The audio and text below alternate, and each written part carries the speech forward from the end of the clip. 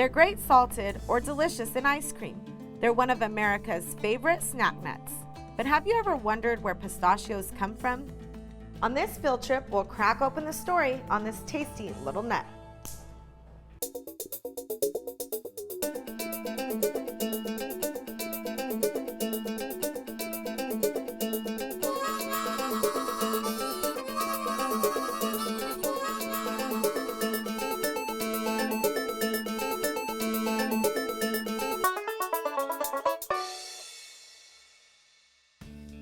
Field Trip is made possible by Cooperative Extension Service at New Mexico State University and by contributions from viewers like you. Thank you. Did you know the United States is the second largest producer of pistachios in the world? There's certainly a demand for this nut due to its unique flavor and snackability. Pistachios are a desert crop, so they can be found growing in the American West. From the orchard to the processing facility and then to the retailer, pistachios undergo quite a journey before they can become your afternoon snack. What a wonderful nut pistachios really are. They contain so many nutrients that do so many wonderful things for our bodies. It's known as the happy nut, and I think what makes it so happy is that because it does contain so many nutrients. Pistachios, I love them because they're filling and they come in all different flavors, so they taste great, and you can suck on the shell so you get the flavor, and you can eat. It takes you a little bit longer to eat it, and you get that sensation of full, and they're good for you. Pistachios are extremely nutritious and high in fiber, low in saturated fats. Most of all the fats in pistachio are unsaturated fats.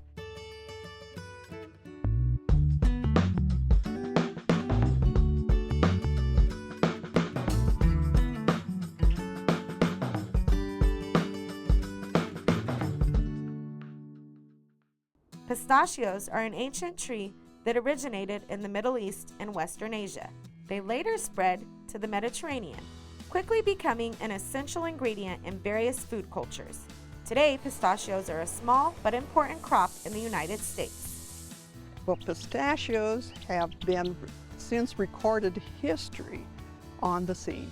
People have been eating pistachio nuts probably for over 9,000 years. It's only one of the two nuts that are mentioned in Genesis in the Bible. So originally the Middle East, which is now Iran, Iraq, Greece, Sicily, that's where pistachios originally came from. And no one knows who planted the first one. They've just always been there. In our country, the government brought over some test plants probably in the 1930s. But it really didn't catch on until in the 1970s. And California was the way to go. At that particular time, many groves were planted, and it really has become a significant industry in the United States.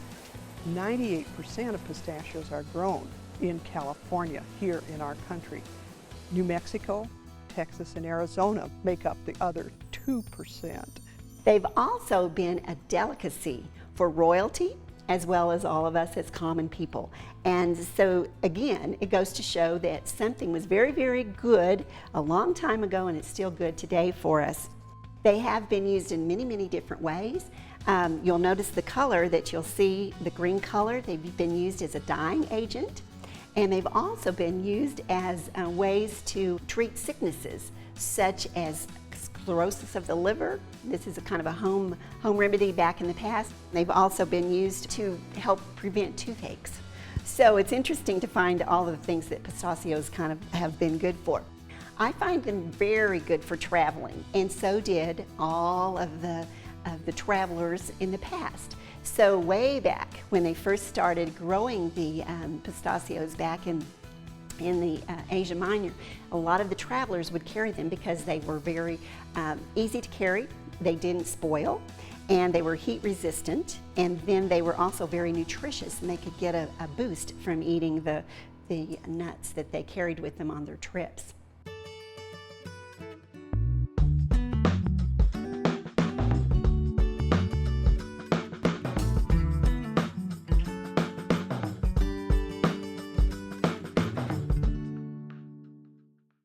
Pistachio growers are extremely dedicated to their craft, And managing an orchard like this one takes years of commitment and hard work.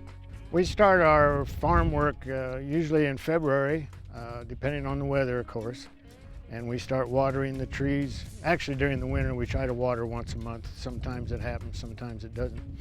But starting in February, with great earnest, we start irrigating all the trees at least once a week, and to get them ready for bud break, which usually occurs late March or early April. We also, at the same time, take care of any weeds that are a problem.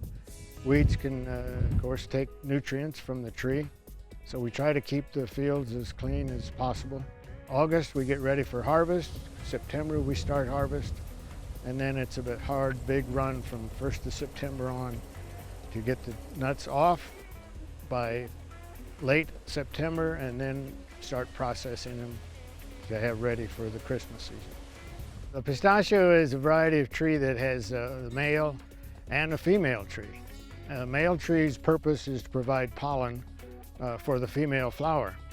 The female tree is the only bearing part of the pistachio trees.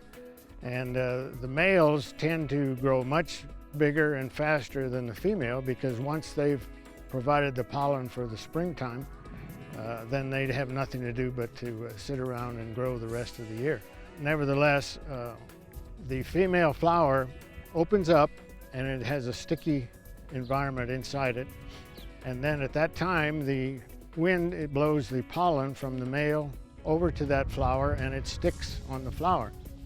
Now, if for some reason that flower doesn't get a hold of any pollen, it will still produce nuts. You'll think that, well, it's still produced. Well, when it comes harvest time, you open it and it's blank. And more than likely, that's because it did not get any pollen. The majority of all the nuts that are growing in the United States are the Kerman variety. And to the best of my knowledge, that variety actually came from the Mideast and was brought over and grafted onto some rootstock trees.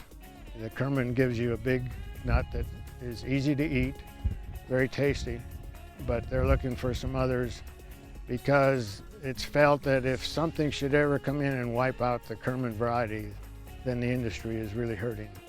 So far in New Mexico, we haven't had nearly as many different insect pests and diseases pop up, and that may have something to do with our somewhat more arid climate than California. But on the other hand, we do have a few insect pests.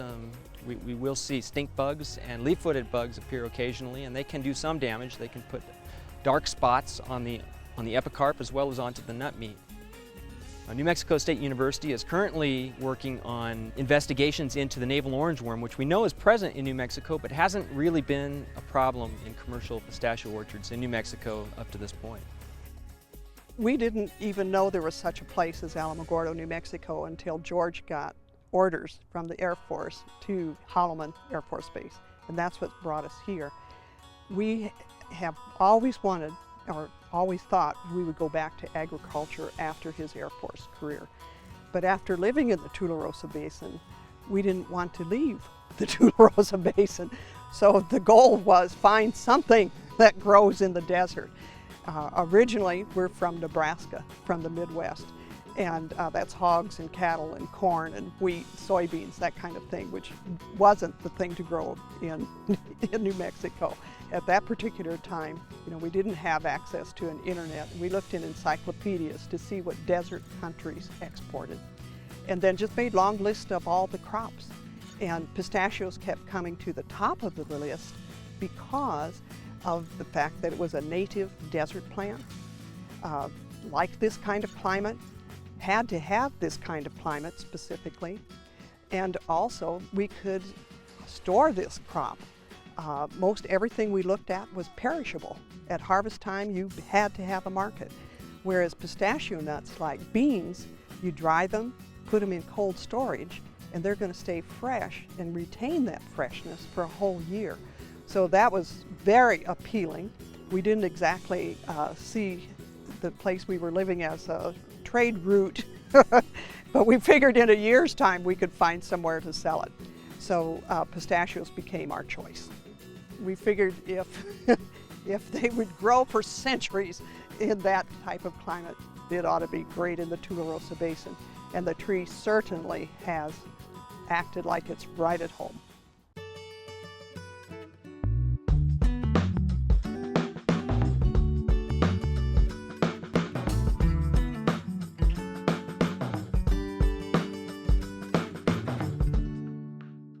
Irrigation, fertilizers, and pest control are all an essential part of the growing process, but it's all worth the effort to have a great crop of pistachios.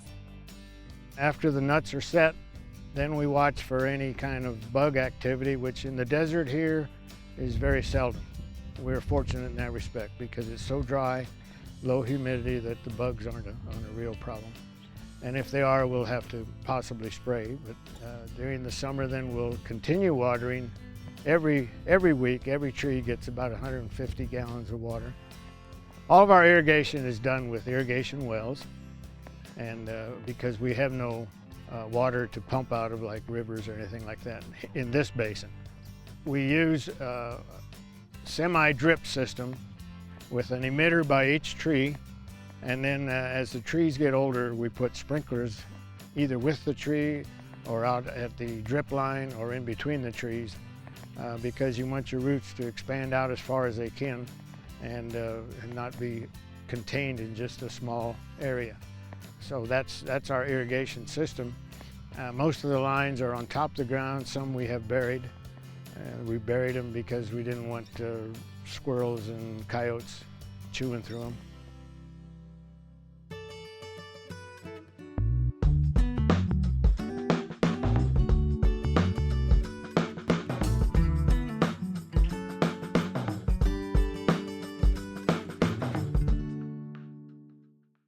During the summer growing season, the trees will develop a beautiful cluster of pistachios like these.